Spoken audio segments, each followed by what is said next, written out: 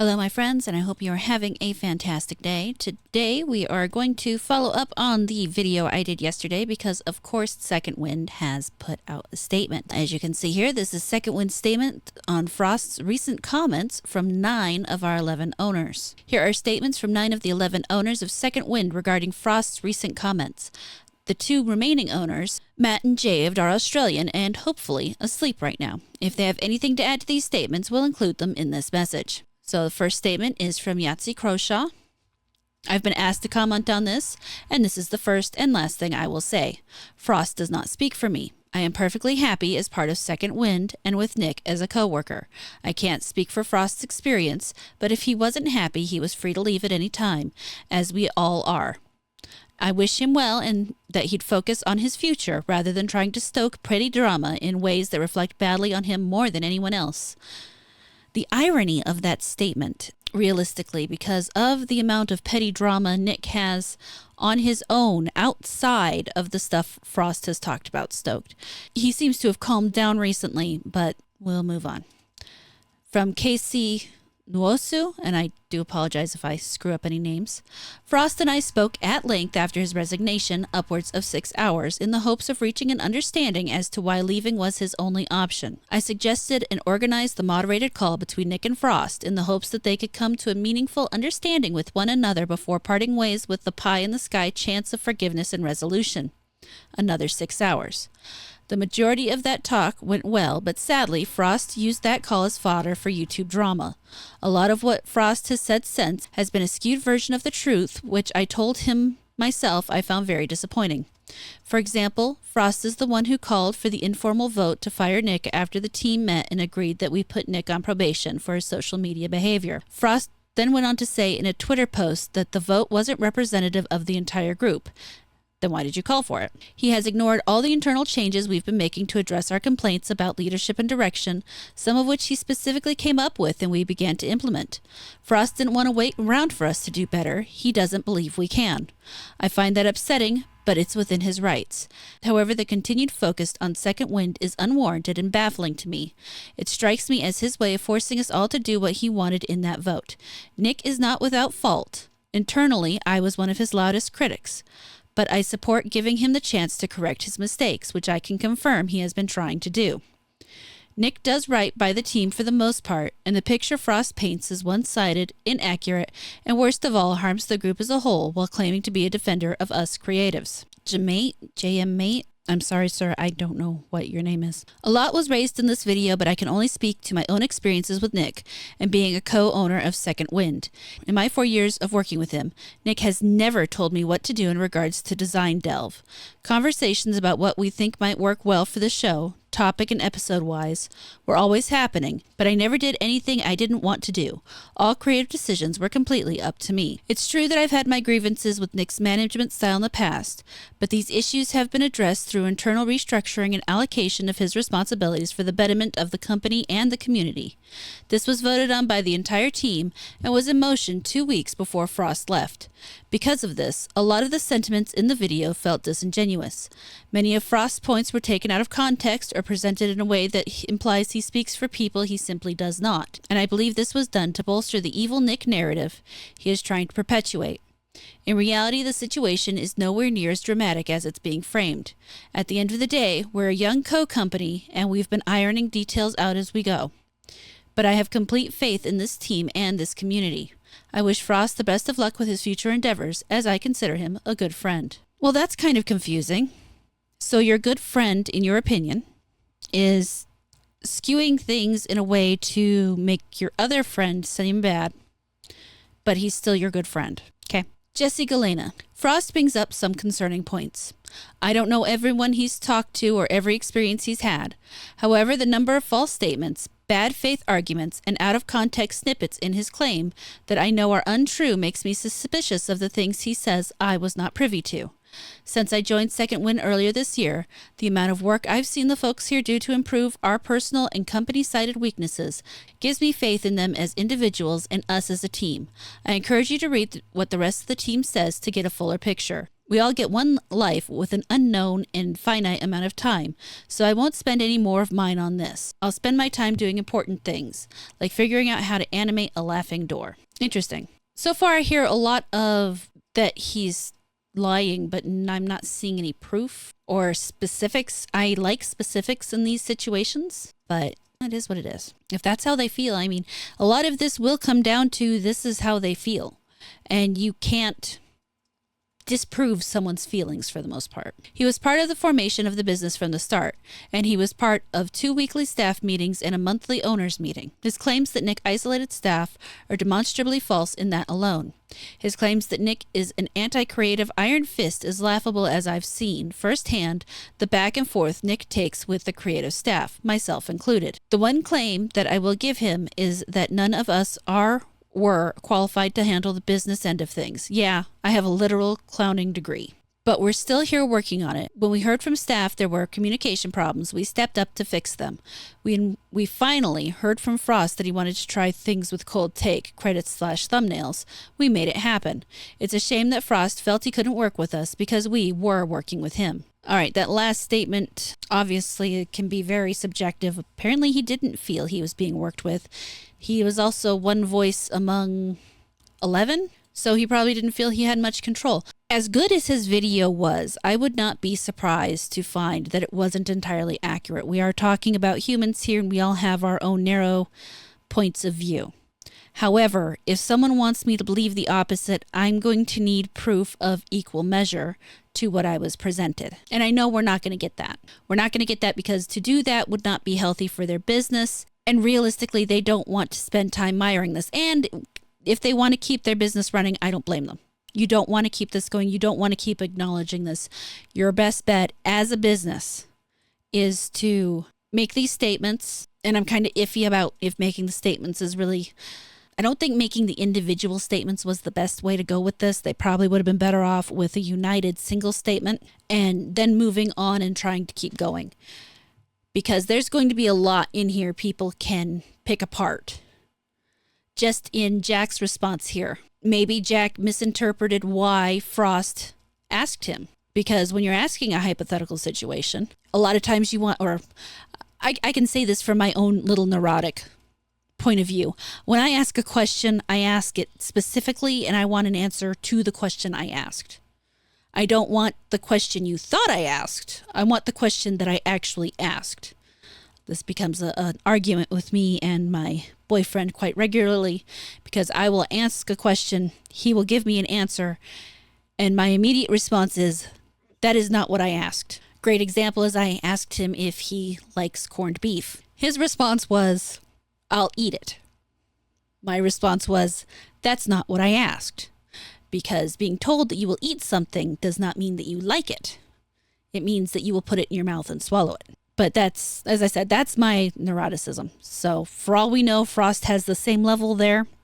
And thus Jack thought he was answering his question. I can see how Jack potentially misinterpreted the question he was asked, and thus Frost got an answer to a different question than the one he really asked and reacted based on the answer to the question he asked as opposed to the answer to the question the other guy thought he asked. And I'm going to bet that makes absolutely no sense. So we're going to move on. Marty Silva goes without saying, but I can only speak to my personal experiences. In the 5 years I worked with Nick and the team at The Escapist and now Second Wind, I never once felt pressured to sway my editorial coverage of a game positively or negatively for outside reasons. I never once heard of that from anyone else. The slightest whiff of anything like that would raise a shitstorm from myself and the rest of the crew. As far as gamers go, I still have a ton of love and respect for what the editorial team at The Escapist is doing with the site, coupling SEO that keeps the lights on in 2024 with some great original features, op-eds, and criticism. That said, I truly do not believe that a future existed for the video side of things at The Escapist that would have been sustainable and creatively fulfilling without overworking the skeleton crew that would have hypothetically remained back in November. I love Second Wind, enjoy working alongside the team we've put together, am proud of what we've made and what we're continuing to make, and admire the hell out of this community. Are we perfect? No, Of course not. We're a group of passionate, creative humans who bring all of our individual flaws and baggage to the table, and we often disagree on things. But given the positive changes we've enacted over the past few months and continue to build upon, I truly believe our best days are ahead of us. Jesse Schwab. I stand with Nick and Second Wind as a whole. I can only speak for meetings and conversations I was a part of.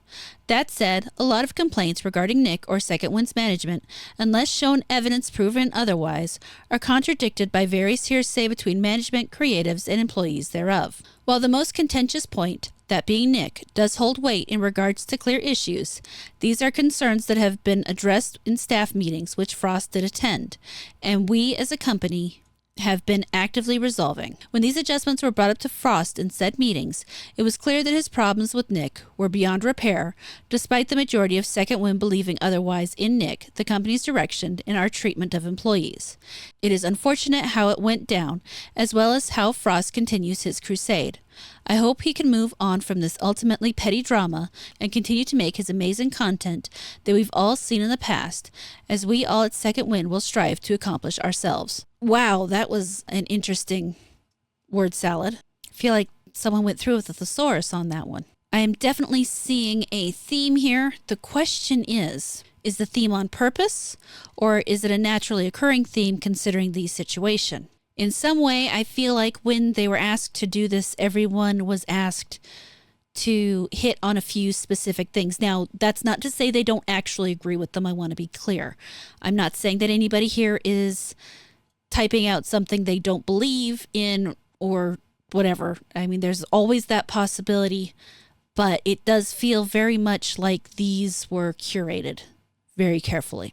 Omar Ahmed. I was the lead editor for Gamumentary and the Escapist stock project from Divinity to Eve, but over the years I began to realize that editing these wasn't giving me the joy I sought from that job, and I expressed this to Nick in a call. We had other talented editors more passionate about these things, whereas I found infinitely more enjoyment working on Adventure is Nigh.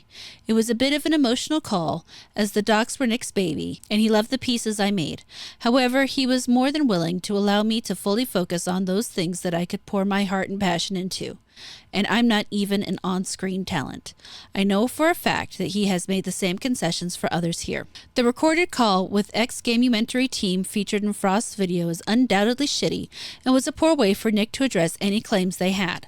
I don't know that team, however. I have worked with Nick Colandra for over 6 years and can attest the version of him in that call is not representative of the person I've known throughout my professional career.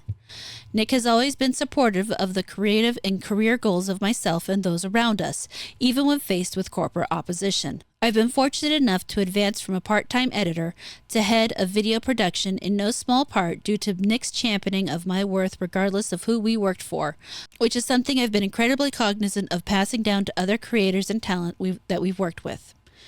When Nick's rigidity in direction at Second Wind had become an issue, the team gathered to address it, and Nick was open to redefining his role here. I believe that the changes we made are good and healthy for Second Wind as a whole, and that includes Nick Colandra. He has his faults, and we were dealing with them, but I truly believe that he's a good person and an important part of Second Wind. Also, as someone who went on all those documentary trips, I can attest none of them were paid for by game companies aside from the Eve shoot, which we were explicit about. Now, this has an interesting piece here regarding Nick's rigidity in direction at Second Wind. This is a little bit of a break from everybody else's. I can tell Omar is quite grateful to Nick for the help and attention he's given him, and realistically, that could be how he is with Nick. The fact that he seems to brush off the call with, oh, well, that's not my experience, kind of serves to the point of Nick has two different faces. In fact, I believe there is a portion where Frost said that he said something to Nick, and then Nick reverted back to the Nick he knew. When I told him I was going to continue investigating the claims that popped up and allow him the chance to explain himself, his demeanor completely changed back to the Nick I knew, accusing me of acting out of malice with the sole intent of running him out of games media. And here we are with Nick's statement. Nick Colandra. Regarding the Gamumentary clip call, I absolutely should not have said what I said and there's no excuse for it. It was wrong of me to devalue someone's work that way, and I regret it and learned from that experience. Gamumentary was set up with no contracts. It's a project between friends, which should not have happened as we were dealing with money. With the Kickstarter done, there was no money to continue Gamumentary. So my plan was to sell the brand to Enthusiast Gaming, and in doing so, they would continue to invest in the documentaries and hire 2 main editors, as I had locked in the Larian documentary by that point. At the time, all the business details were under my name. I paid the insurance for the gear, the taxes, the website hosting, and handled all of the Kickstarter finances and more. After that call, the 4 in that call decided to leave. Enthusiast Gaming purchased Gamumentary, and Omar was brought on to work the Larian doc. And he doesn't address anything else at all, which again is smart. That is the smarter decision in this situation. Is it going to help? I don't know. I genuinely don't know, because there's something about the way these are worded that one might say sends my spidey senses tingling. I believe the majority of these people do feel comfortable with where they are. I also feel that they're leaning really heavily on this "we hope Nick can change things," because the "we hope Nick can change" admits that a lot of the things that probably said were right. The difference here is that they're trying to present as Nick's now changing and moving forward as a new person, and we believe that he can do that. That's great. You should do that for your friends. Not so hot on that in business terms myself. I don't believe in working with people I can't trust, but that's the way it is sometimes. Final statement from Second Wind. In our opinion, Frost has shown that he is no longer willing to work with us as a team. Therefore, we will be permanently archiving the Cold Take channel in the Discord. While we'll always be open to reasonable questions and concerns, we won't entertain muckraking or rehashing drama over Frost's videos. We're looking forward to getting back to focusing on what you're all here for, making silly, informative, and entertaining videos about toys. Thought they were about video games. That's interesting.